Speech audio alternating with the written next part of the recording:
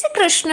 આજે આપણે નાયલોન પૌવાનો ચેવડો બનાવવાના છીએ। તો તેના માટે જે આપણે બહાર કરિયાણાના સ્ટોર પર મળી રહે તેવો નાયલોન પૌવા લીધેલા છે અને તેને સારી રીતે ચાળીને સાફ કરીને લીધેલા છે આપણે। તો હવે આપણે નાયલોન પૌવામાં એડ કરવા માટે આ રીતે થોડા કાજુ અને બદામના ટુકડા લીધેલા છે। તેની જ સાથે આપણે એમાં એડ કરવા માટે સિંગદાણા લીધેલા છે। તેની જ સાથે આપણે આમાં એડ કરવા માટે સૂકું નારિયેળ લીધેલું છે, જેને આ રીતે સ્લાઇસમાં કટ કરી લીધેલું છે। તેની જ સાથે આપણે સફેદ તલ લીધેલા છે। તેની જ સાથે આમાં હળદર પાવડર લીધેલો છે આપણે અને સાથે મીઠું લીધેલું છે।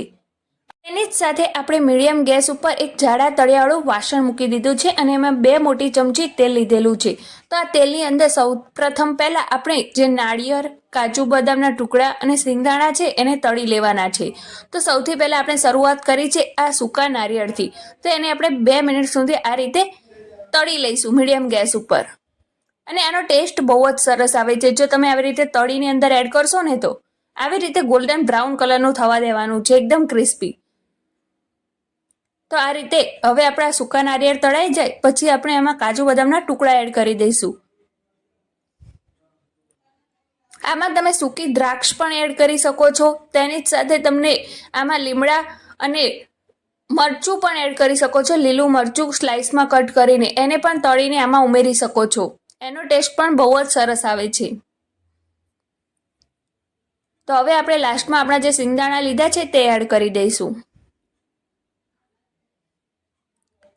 હવે આને પણ થોડાક ગોલ્ડન બ્રાઉન સુધી આપણે તળી લઈશું અને ક્રિસ્પી કરી લઈશું। એકવાર તમે પણ આ રીતે નાયલોન પૌવા બનાવીને ટ્રાય કરજો, તમારા ઘરમાં બધાને બહુ જ પસંદ આવશે। અને આ તળેલા જે ડ્રાયફ્રૂટ તમે અંદર એડ કરો તેનો ટેસ્ટ તમારા નાયલોન પૌવાનો 100 ગણો વધારી દે છે। તો હવે આપણે જે તેલ છે એમાં જ આપણે હળદર પાવડર એડ કરી દઈશું। તેની જ સાથે આમાં આપણે સફેદ તલ એડ કરી દઈશું અને ફટાફટ આપણે નાયલોન પૌવાને આની અંદર એડ કરી દઈશું।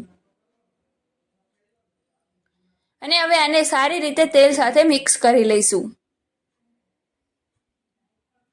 એને હળવા હાથે તમારે મિક્સ કરવાનું છે, એકદમ વજન દઈને મિક્સ નથી કરવાનું। આ રીતે તમારે હળવા હાથે કરવાનું છે, નહીંતર જો તમે ભારે હાથથી એને મિક્સ કરશો તો એ તૂટી જશે। તો એને આ રીતે હલકા હાથે એને મિક્સ કરતા જવાનું છે ઉપરથી નીચે લઈને। અને એને બિલકુલ પણ એકલું નથી મૂકવાનું, એને સતત ચલાવતા રહેવાનું છે, નહીંતર એ નીચે ચોંટી જશે। આને આપણે ક્રિસ્પી થાય ત્યાં સુધી ગેસ ઉપર રાખવાનું છે। હવે આપણે આમાં મીઠું એડ કરી દઈશું। મીઠું તમારા ટેસ્ટ પ્રમાણે તમારે એડ કરવાનું છે, જેવું તમે ખાતા હોય એ પ્રમાણે।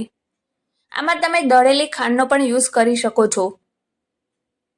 તેની સાથે તમારે આમચૂર પાવડર, સંચળ પાવડર, ચાટ મસાલો એડ કરવો હોય તો પણ બહુ જ સરસ લાગે છે।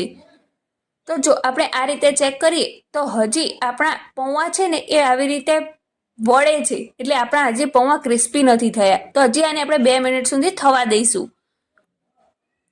હજી આને 2 મિનિટ સુધી થવા દેવું પડશે। એકદમ ભૂકો થઈ જવો જોઈએ। જ્યારે તમે આ રીતે પૌવાને હાથમાં ચેક કરો ને તો આ હજી આપણા કાચા છે। હવે 2 મિનિટ પછી આપણે જોઈએ આ રીતે હાથમાં પૌવાને લઈને તો આ રીતેનો ભૂકો થઈ જાય છે। તો આપણે સમજી જવાનું કે આપણા નાયલોન પૌવાનો ચેવડો એકદમ તૈયાર થઈ ગયો છે। તો હવે આપણે ગેસની ફ્લેમ બંધ કરી દઈશું અને આ બધો જે નાયલોન પૌવાનો ચેવડો છે એ બધો જ આપણે જે ડ્રાયફ્રૂટ તળીને રાખ્યા છે એમાં એડ કરી દઈશું અને એને સારી રીતે ઉપરથી લઈને મિક્સ કરી લઈશું।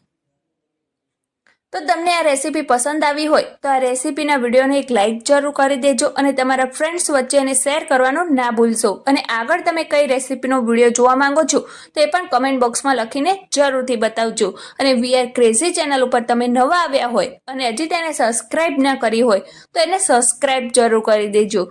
તો આપણો એકદમ મસ્ત મજાનો નાયલોન પૌવાનો ચેવડો બનીને તૈયાર થઈ ગયો છે। તો આપણે જ્યારે કોઈ ગેસ્ટ આવે કે કોઈ નાના બાળકોને લંચ બોક્સમાં આપવો હોય તો તેને આ રીતે સર્વ કરી શકો છો। તો અત્યારે આપણે એક પ્લેટમાં એને સર્વ કર્યો છે આ રીતે। જો કેટલો સરસ મજાનો આપણો નાયલોન પૌવાનો ચેવડો બનીને તૈયાર થઈ ગયો છે હવે। તો ચાલો હવે આપણે મળીએ એક નવી જ રેસીપીના વિડીયો સાથે। ત્યાં સુધી બાય બાય, ટેક કેર।